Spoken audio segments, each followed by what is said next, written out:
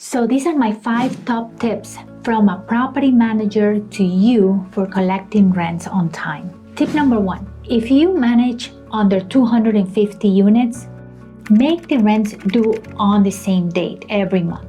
So if it's the 1st or the 15th, make sure that all the rents are due around the same time.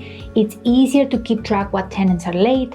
If you have rents due all over the month, then you don't know if a tenant is late on the 10th or the 15th, and some of them can slip away. So always keeping the rents due on the same date every month is good practice. Once you've collected all the rents for the month in the beginning of the month or the 15th, whichever your date is, then you have the rest of the month to handle other issues and not have to worry about collecting rents. Tip number 2, try to enforce the late fees consistently. I charge a late fee plus daily late fees, and if the tenant is late, very rarely we waive our late fees. And the reason for that is because the tenants get used to it, and if you waive it once, then they're gonna wanna waive it again. And if you waive it for this tenant, then you should waive it for this one too. Why not? You have to keep consistent across the board, and that's why I don't waive the late fees. It has to be a very particular situation for us to waive the late fees with the tenant or to give the tenant a little break. So keep consistent, charge the late fees, and keep consistent with all your tenants all the time. Tip number 3, post a 3-day notice to pay or vacate right away. Don't wait around to see if the tenant is going to pay you or not pay you, or maybe they forgot to pay, to then post the 3-day notice, because it's never really 3 days. It sometimes takes 5, 6, 7 days if there's holidays, weekends.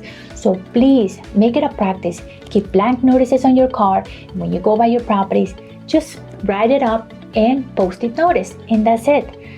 Easy and consistent.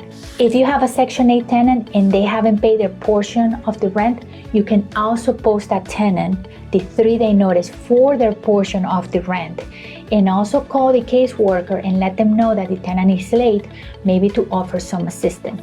When our tenants are late, we provide them with a list of places that might be able to help them with payment of the rent. We encourage our tenants to seek help if they need it, and I also recommend that you have a list of a couple places that can offer assistance to your tenants in case they become late with the rent. Tip number 4, once you posted a 3-day notice, if the tenant offers a partial payment to you, please make sure it's significant.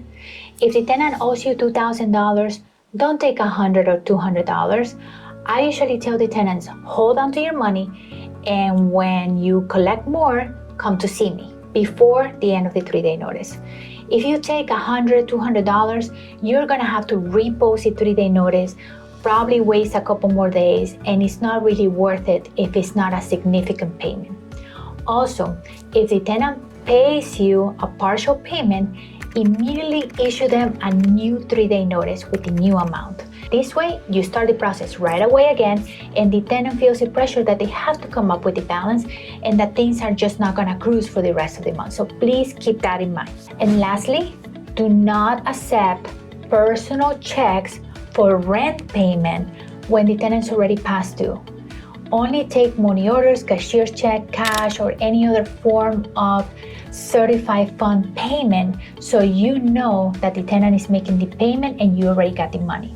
If you take a personal check and the check bounces, guess what?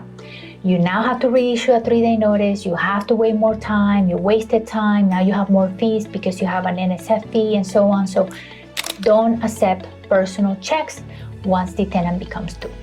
Thank you so much for watching. Please subscribe to my channel if you want to see more videos like this.